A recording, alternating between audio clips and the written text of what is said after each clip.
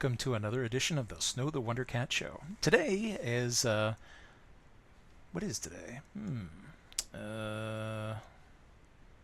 Today is February the 12th, 2017. And it's been really interesting in various different technology news this week. In particular, one of the things that we've been seeing a whole lot of leaks of has been information about the Ryzen CPUs about to come out from AMD. Now, unfortunately, AMD, according to leaks, it seems has opted for a very confusing naming scheme, and a lot of people are going to be confused. Intel has named their flagship processors the Core line, so they're the Core i3, i5, and i7.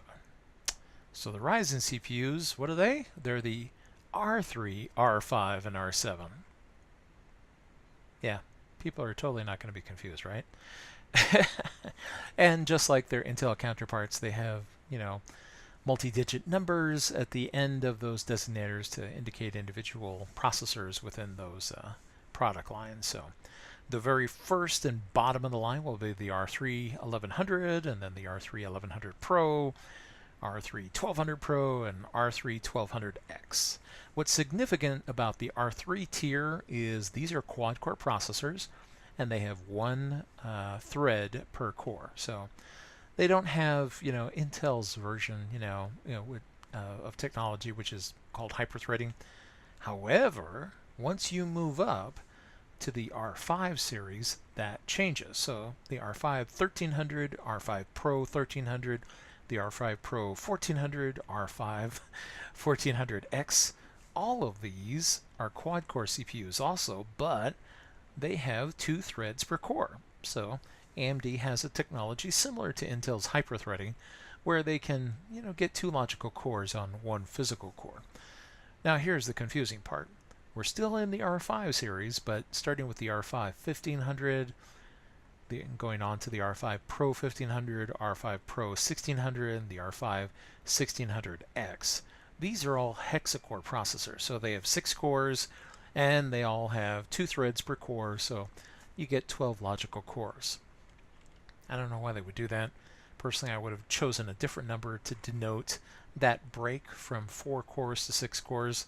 Again, people will be confused, and someone's going to get mad. Now, when you finally move up to the R7s, all the R7s are octa-core CPUs, so 8 cores, and they have 2 threads per core, with a total of 16 threads. So we have the R7 1700, R7 Pro 1700, R7 1700X, R7 1800X, R7 Pro 1800X. Good grief. I mean, I knew that AMD was going to bring the pain, or hopefully, bring at least a few processors to market. I wasn't expecting 17 SKUs, but apparently AMD is really coming after the market here. Now, the pricing is still not finalized. In fact, we don't even have a formal launch date yet from AMD, leading to speculation that perhaps they're having some manufacturing issues and therefore are not putting out a launch date, but who knows? I mean, AMD is very firm. They said they're going to meet the Q1 target, and we haven't seen any indication from them that they're not as yet. Plus, retailers, the only reason we have this leaked information is retailers have been putting it into their databases, and people have been able to search it and pull this stuff up. Even though it's not generally listed, you can still return it in search queries. Newegg and some other places seem to have some of the information. And it looks as though the cheapest of the Ryzen processors will be around the $300 range, and the most expensive could be $550, maybe $600, just depending. So we will see. We will see. So these are not our typical AMD processors that are meant to be dirt cheap and, pound for performance, outperform their Intel counterparts in terms of value. These are designed to be flagship units that directly compete with the i3, i5, and i7 lines. So we will see. We will see. Who knows? Maybe they'll even, with 8 cores and 16 threads, maybe they'll also compete with the Extreme Edition line. We'll have to find out when the parts are available. Of course, part availability, that's going to be the key. With the RX 480 graphics card that AMD put out last year, which was a sensation in terms of bang for the buck, because it it really gave NVIDIA a run for the money.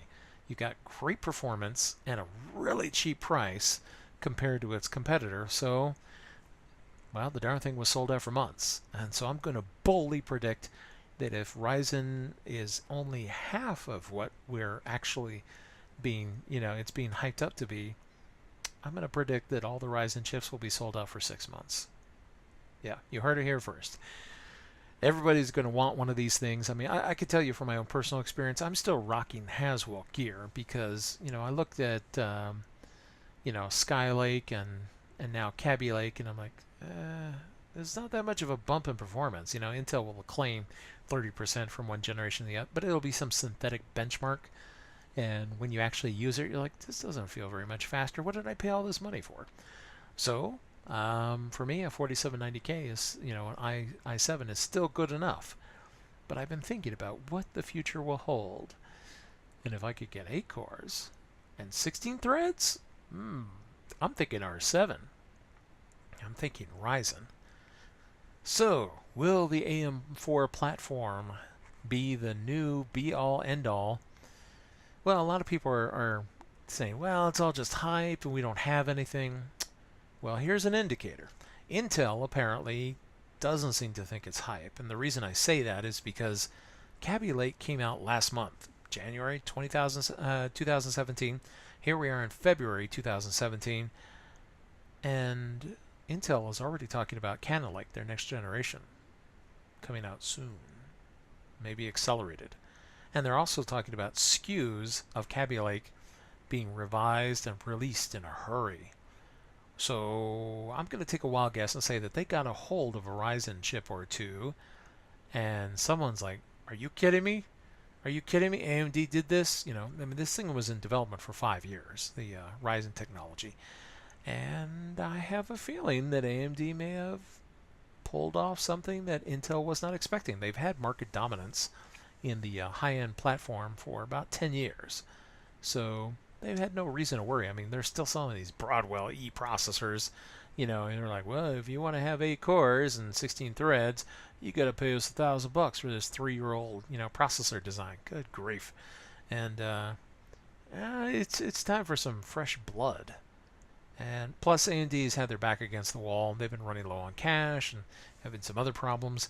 So if they had any secret sauce or special tricks, there's no reason to hold back the way Intel does. Intel will incrementally let the processors go up each generation 10, maybe 12%.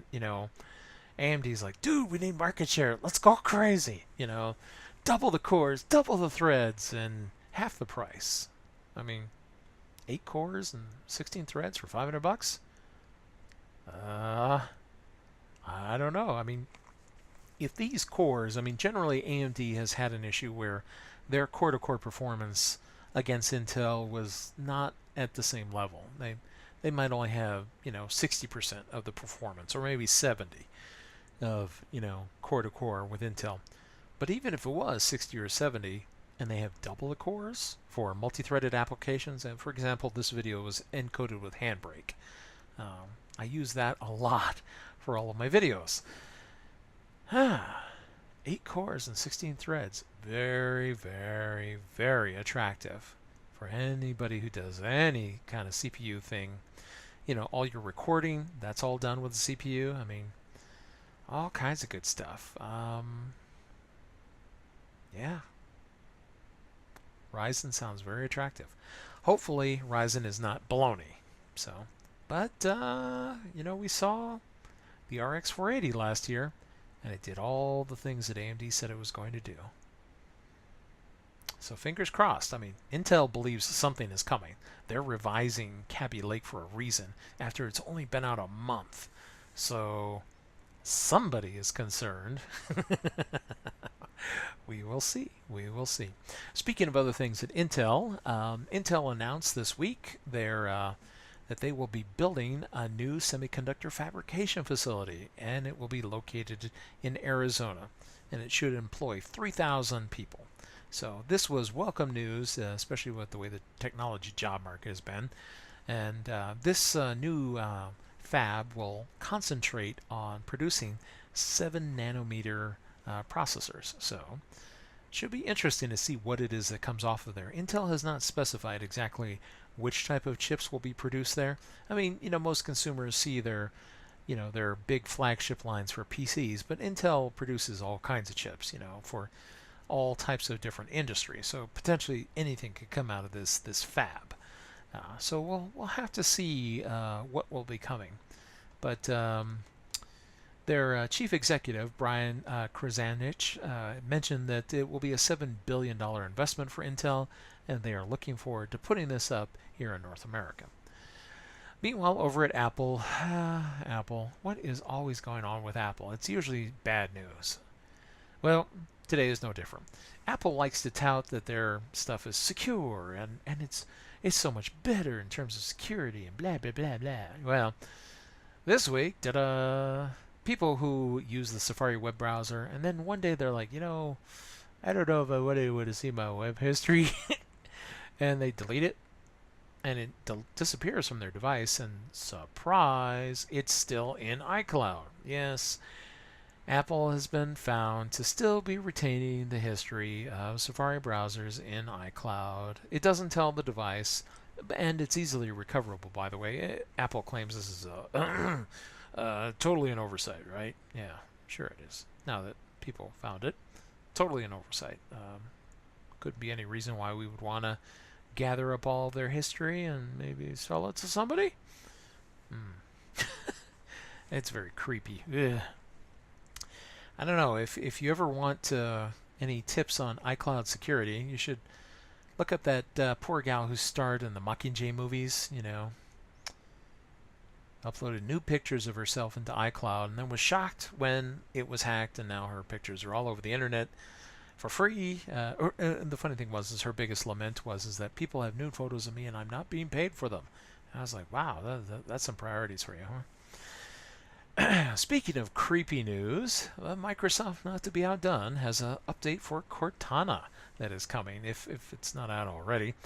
And it's this wonderful new feature where Cortana now reminds you of things that you promised to do in emails.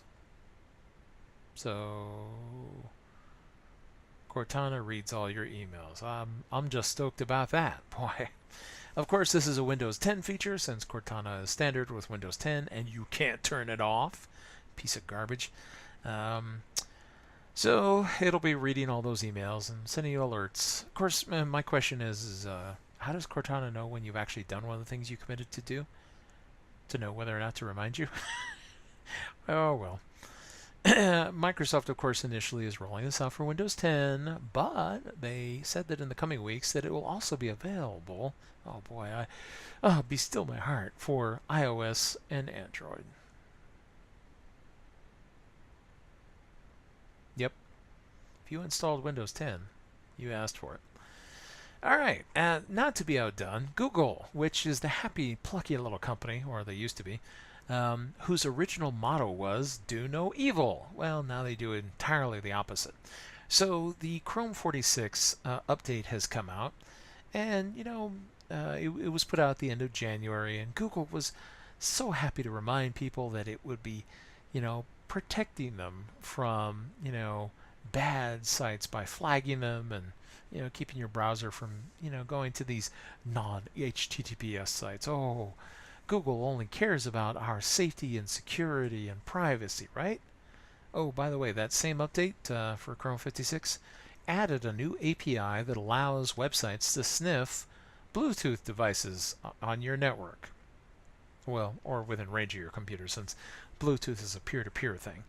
So if you have Bluetooth on your PC, say a laptop, yeah, lots of laptops have Bluetooth. Some desktops do too. You can add them with a little USB little dongle. It only costs a few dollars. And so the API allows the websites to sniff and find out what Bluetooth devices are on your network so that they can catalog your Internet of Things.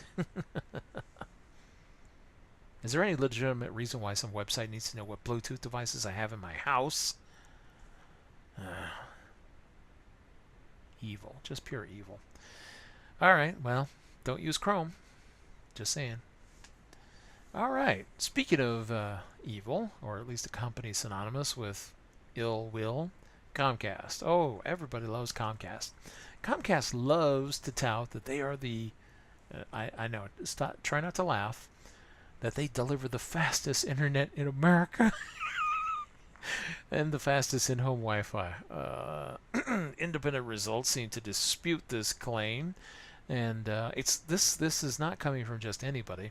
Comcast is actually being told to stop this by, making these claims by the National Advertising Review Board, who apparently has compiled a lot of data showing that it is, well, the technical term I think would be baloney, and has been baloney for a while. So, yeah, Comcast, nobody's fooled, and they're actually getting their hands slapped in public, so, yeah, fastest in America, my furry butt.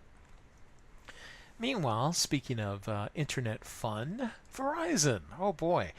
In 2011, Verizon used to offer unlimited internet data plans for their phones, but they decided that they would discontinue that. Now, some customers held on to their plans, which were grandfathered, and still have unlimited data to this day. However, here's the condition. I know a few of these people. They were told that if they ever change physical devices, then they lose their grandfathered internet plan. So these people have been holding on to phones from 2011 in order to hold on to this plan. Well, in the Super Bowl, we have these wonderful commercials, and Sprint and AT&T and T-Mobile are basically having a good old time sucker punching Verizon and making fun of the fact that if you sign up with Verizon, you don't get unlimited internet, but with the other guys, you can. Everybody needs internet. It's just a fact of life. It's all of our industry and other stuff depends on it these days, at least here on this side of the planet, and most of the industrialized world too. So Verizon, I guess, is finally embarrassed enough to say, all right, we will bring back the unlimited internet. But like the other companies, it's unlimited to a point. You know how it is. There's always fine print. So you can have it at full speed and Verizon, they're calling their plan, let's see here. Where's the darn thing? Verizon Unlimited. And for the first 22 gigabytes, it will run at full speed. After that, they'll kind of downshift your speed, and then you'll just have to make do. I mean, it's still unlimited, supposedly, but it'll just be slower.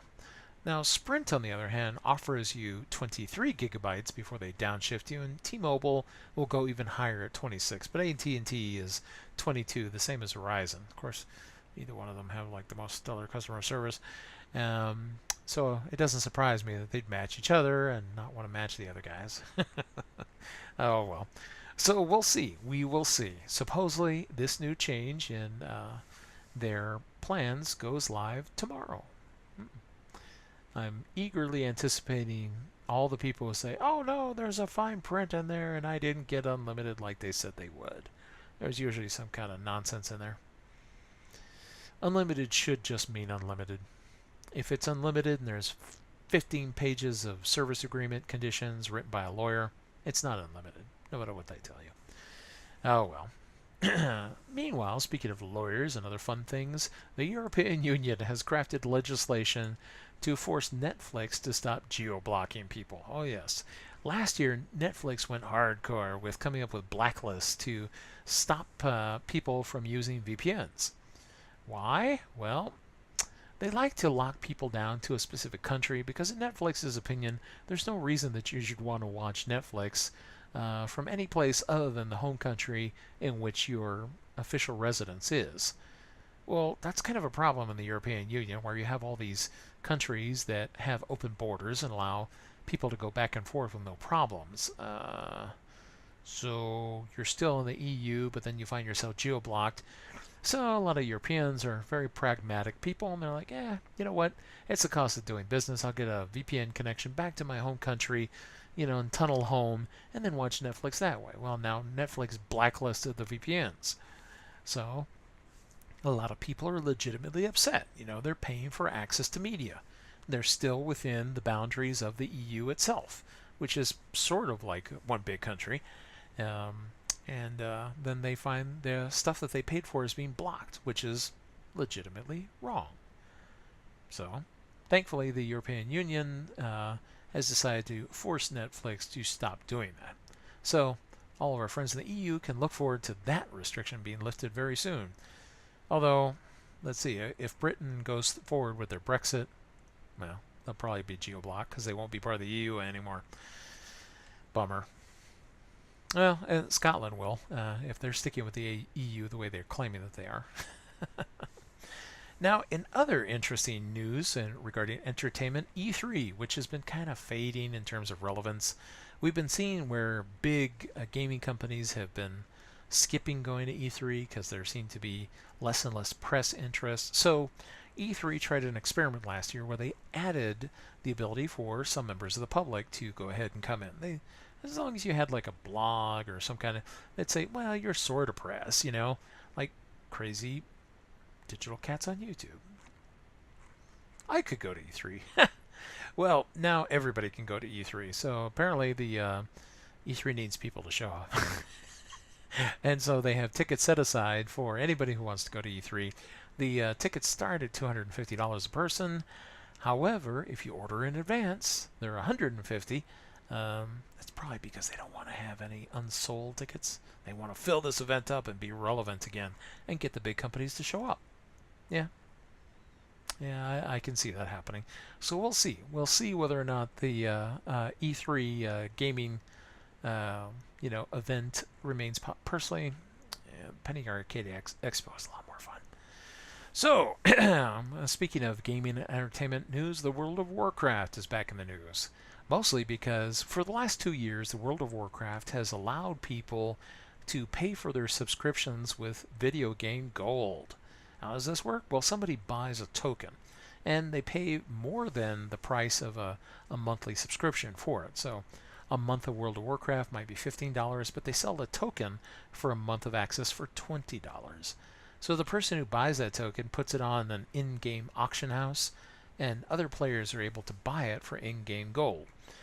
Well, Blizzard decided, hey, that worked really well for the last 2 years. We've been making extra income from that. So players who play a lot and have lots of gold can avoid paying the monthly fee. Meanwhile, somebody pays the monthly fee. Nobody plays for free on World of Warcraft. So Blizzard thought, wouldn't it be great if we extended it to other Blizzard intellectual properties? So now you can buy stuff for Overwatch, and it wouldn't surprise me if we see stuff for Heroes of the Storm, StarCraft. I believe Hearthstone is also included. We'll see exactly which ones actually do get included, but Hearthstone and Overwatch are the two that are being mentioned already. So we should see modified tokens very shortly that will be purchasable for in-game gold and allow you to buy things for those other games. Probably, the card packs, skins, other nonsense for other Blizzard titles. So we'll see. We'll see. Apparently that the thing is that that gold doesn't go very far. It's like one piece of gold in the World of Warcraft is like 1/100th of a cent.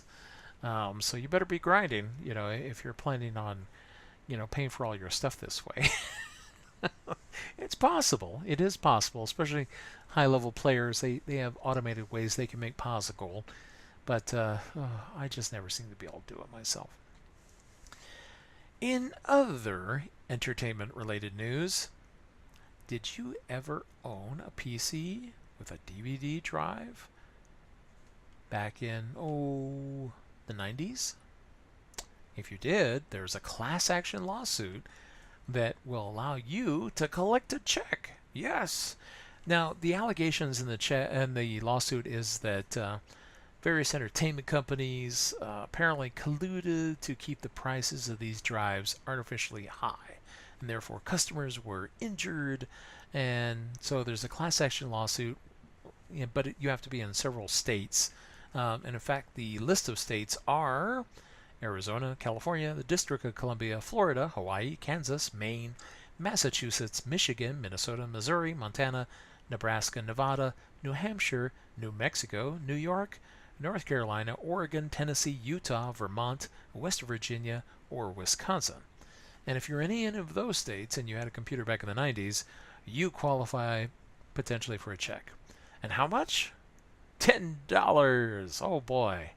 Because, well, there were a lot of computers sold back then. So the judgment must be for a lot of money, but yeah, $10. Yeah, I'm licking that stamp right now to claim my $10. But hey, $10 is $10, right?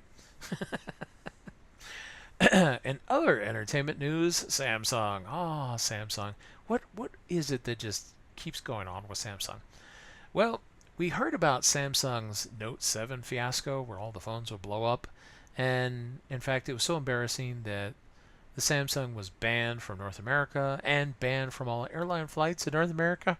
I mean, that's the first time I've ever seen, I think, a phone actually banned. If there was another one, I don't know about it. But that one was pretty public. So all of them got yanked off the shelves and are being returned. Although supposedly Verizon still has people that are using Note 7s that won't turn their phones in. So Verizon's having to send a kill command to those phones to get people to turn it back in. Well, when people turn those things in, the parts get shipped back to China, where they were produced. That didn't seem to work out so well. Apparently, I know, this is going to come as a shock, the Samsung battery factory that made batteries that included the Note 7 has had a fire. Now, company officials characterize it as a minor fire, but here, I'll let you decide. I mean, this happened in Tianjin, China, and according to their media, 111 firefighters had to respond to this quote-unquote minor fire. And it was all battery related, so lithium-ion batteries that were in storage, that were already defective supposedly. Hopefully they weren't batteries for the Samsung Note 8. Somehow caught fire. I wonder how that could have happened and burned up part of the factory. Although factory officials were quick to point out that production did not suffer. I was like, what? What does that mean? Production did not suffer. Well, of course, from what I know of working conditions in China, that just means that maybe they made people work in the smoke. Who knows? So, yeah, Samsung just can't catch a break. Whoever that is making those batteries, I would fire them. Get another partner to make your batteries, because those were all duds. And lastly, some very sad news. Richard Hatch, who was most notable for the original Battlestar Galactica and the reimagined Battlestar Galactica from the Sci-Fi Channel, has passed away at the age of 71 from pancreatic cancer. He went into hospice care a few weeks ago and unfortunately left us quite recently. We'll miss you, Richard. I enjoyed all of your work. He was on all kinds of different shows, especially in the 80s, and I'll miss him. See you next time here on this episode of the Snow the Wonder Cat Show.